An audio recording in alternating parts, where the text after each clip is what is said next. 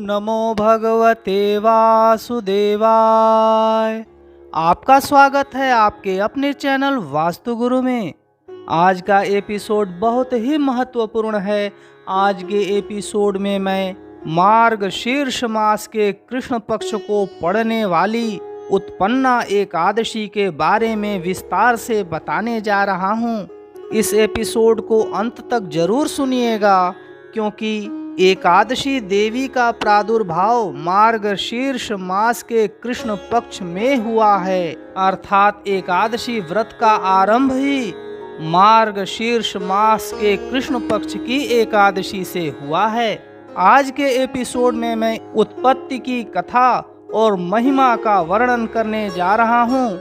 इसे ध्यान से सुनें और भगवान श्री विष्णु का आशीर्वाद प्राप्त करें। इससे पहले हमारे चैनल को सब्सक्राइब, लाइक और शेयर करें एवं बेल आइकॉन जरूर दबाइए, जिससे आने वाले एपिसोड की जानकारी आपको मिलती रहे। यदि आप वास्तुशास्त्र से संबंधित किसी भी शंका का समाधान करना चाहते हैं तो स्क्रीन पर दिए गए नंबर पर व्हाट्सएप कर सकते हैं। आइए जानते हैं एकादशी व्रत के महात्म्य के बारे में। सामान्यतः व्रतों में सर्वोपरि एकादशी व्रत को कहा गया है।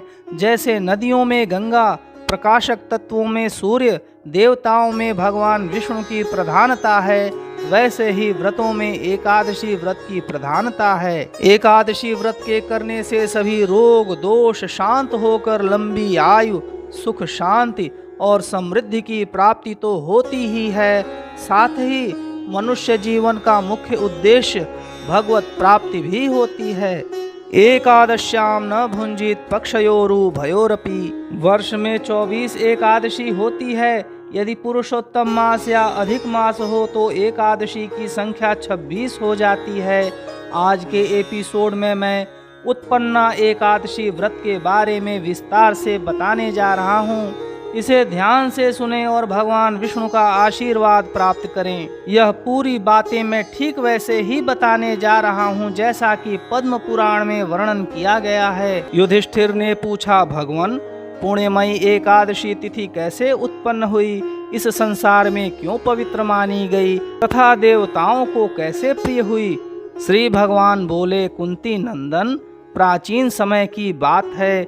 सत्य युग में मुर नामक दानव रहता था। वह बड़ा ही अद्भुत, अत्यंत रौद्र तथा संपूर्ण देवताओं के लिए भयंकर था।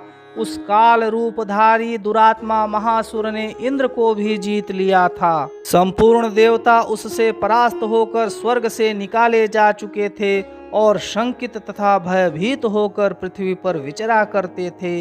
एक दिन सब देवता महादेव जी के पास गए। वहां इंद्र ने भगवान शिव के आगे सारा हाल कह सुनाया। इंद्र बोले, महेश्वर, ये देवता स्वर्ग लोक से भ्रष्ट होकर पृथ्वी पर विचर रहे हैं। मनुष्यों में रहकर इनको शोभा नहीं होती। देव, कोई उपाय बतलाइए। देवता किसका सहारा लें?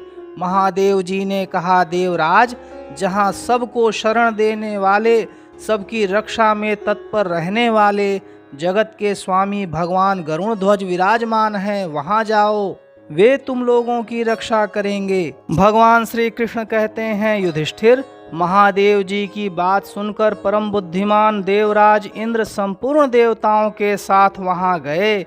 भगवान गदाधर क्षीर सागर के जल में सो रहे थे।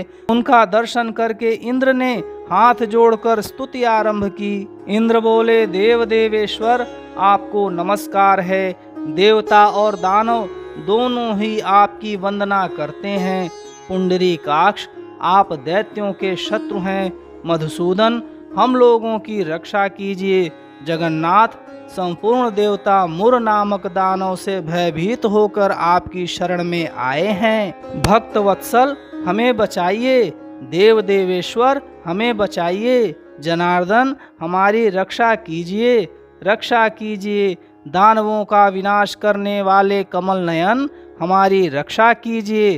प्रभो, हम सब लोग आपके समीप आए हैं, आपकी ही शरण में आ पड़े हैं।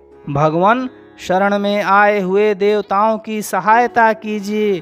देव, आप ही पति, आप ही मति, आप ही कर्ता और आप ही कारण हैं। आप ही सब लोगों की माता और आप ही इस जगत के पिता हैं। भगवान देव देवेश्वर शरणागत वत्सल देवता भयभीत होकर आपकी शरण में आए हैं। प्रभो, अत्यंत उग्र स्वभाव वाले महाबली मुर नामक दैत्य ने संपूर्ण देवताओं को जीतकर इन्हें स्वर्ग से निकाल दिया है। ओम नमो देव देवेश देव दानव वंदित दैत्यारे पुंडरीकाक्ष त्राहि नो मधुसूदन। सुराः सर्वे समायाता भयभीताश्च दानवात् शरणं त्वां जगन्नाथ त्राहि नो भक्तवत्सल। त्राहि नो देव देवेश त्राहि त्राहि जनार्दन। त्राहि वै पुंडरीकाक्ष दानवानां विनाशक। इंद्र की बात सुनकर भगवान विष्णु बोले, देवराज, वह दानव कैसा है, उसका रूप और बल कैसा है तथा उस दुष्ट के रहने का स्थान कहाँ है। इंद्र बोले, देवेश्वर, पूर्व काल में ब्रह्मा जी के वंश में लाल जंघ नामक एक महान असुर उत्पन्न हुआ था जो अत्यंत भयंकर था। उसका पुत्र मुर दानव के नाम से विख्यात हुआ। वह भी अत्यंत उत्कट महापराक्रमी और देवताओं के लिए भयंकर है। चंद्रावती नाम से प्रसिद्ध एक नगरी है, उसी में स्थान बनाकर वह निवास करता है। उस दैत्य ने समस्त देवताओं को परास्त करके स्वर्गलोक से बाहर निकाल दिया है। उसने एक दूसरे ही इंद्र को स्वर्ग के सिंहासन पर बैठाया है। अग्नि, चंद्रमा, सूर्य, वायु तथा वरुण भी उसने दूसरे ही बनाए हैं। जनार्दन, मैं सच्ची बात बता रहा हूँ, उसने सब कोई दूसरे ही कर लिए हैं।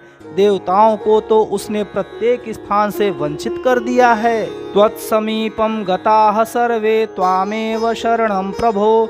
शरणागत देवानां साहाय्यं कुरु वै प्रभो। त्वं पतित्स्त्वं मतिर्देव त्वं कर्ता त्वं च कारणं। त्वं माता सर्वलोकानां त्वमेव जगतः पिता। भगवन् देव देवेश शरणागत वत्सल। शरणं तव चायाता भयभीताश्च देवताः। देवता निर्जिताः सर्वाः स्वर्गभ्रष्टाः कृता विभो। अत्युग्रेण ही दैत्येन मुर नाम्ना महोजसा। इंद्र का कथन सुनकर भगवान जनार्दन को बड़ा क्रोध हुआ। वे देवताओं को साथ लेकर चंद्रावती पुरी में गए। देवताओं ने देखा दैत्यराज बारंबार गर्जना कर रहा है। उससे परास्त होकर संपूर्ण देवता 10 दिशाओं में भाग गए। अब वह दानव भगवान विष्णु को देखकर बोला, खड़ा रह, खड़ा रह। उसकी ललकार सुनकर भगवान के नेत्र क्रोध से लाल हो गए। वे बोले, अरे दुराचारी दानव, मेरी इन भुजाओं को देख। यह कहकर भगवान विष्णु ने अपने दिव्य बाणों से सामने आए हुए दुष्ट दानवों को मारना आरंभ किया। दानव भय से विह्वल हो उठे। पांडुनंदन, तत्पश्चात श्री विष्णु ने दैत्य सेना पर चक्र का प्रहार किया। उससे छिन्न भिन्न होकर सैकड़ों योद्धा मौत के मुख में चले गए। इसके बाद भगवान मधुसूदन बदरिकाश्रम को चले गए। वहाँ सिंहावती नाम की गुफा थी जो 12 योजन लंबी थी। पांडुनंदन, उस गुफा में एक ही दरवाजा था। भगवान विष्णु उसी में सो रहे। दानव मुर भगवान को मार डालने के उद्योग में लगा था। वह उनके पीछे लगा रहा।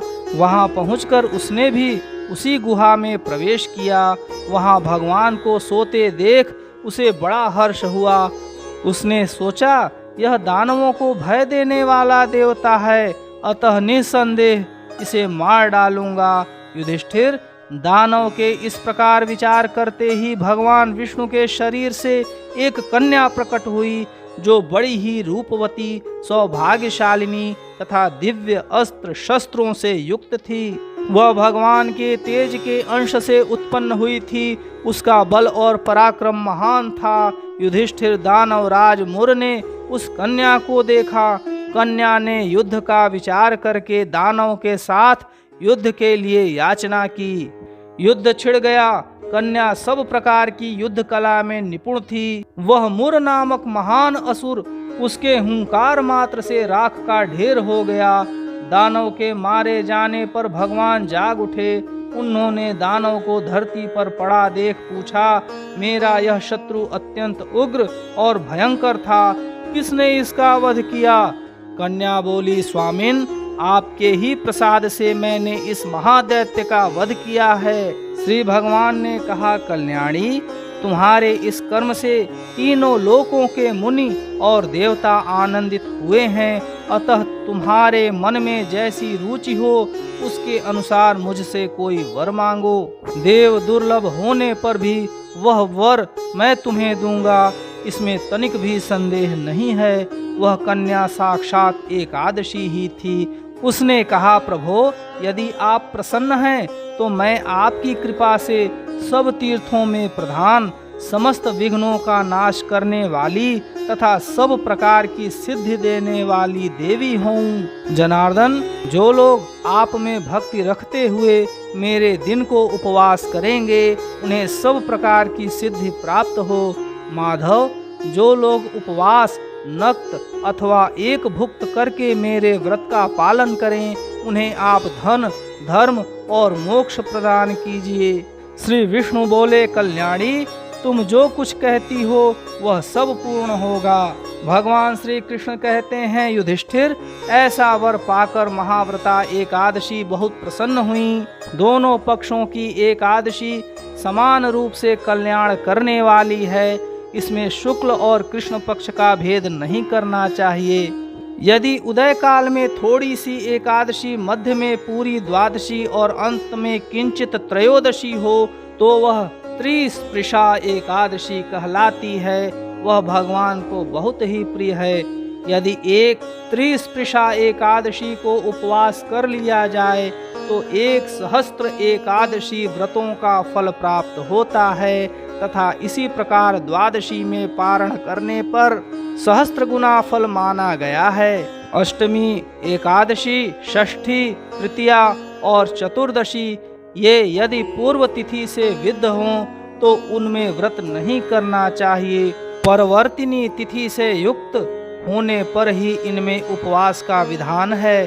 पहले दिन दिन में और रात में भी एकादशी हो तथा दूसरे दिन केवल प्रातः काल एक दंड एकादशी रहे तो पहली तिथि का परित्याग करके दूसरे दिन की द्वादशी युक्त एकादशी को ही उपवास करना चाहिए। यह विधि मैंने दोनों पक्षों की एकादशी के लिए बताई है।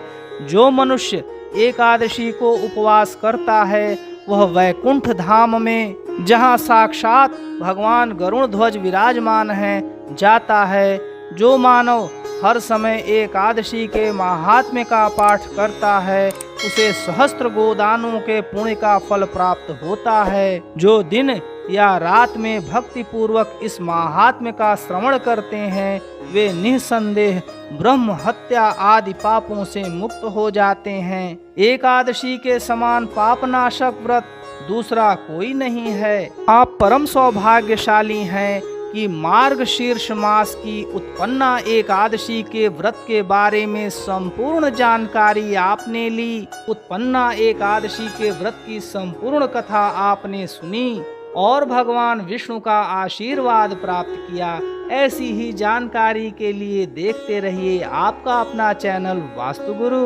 ओम नमो भगवते वासुदेवाय।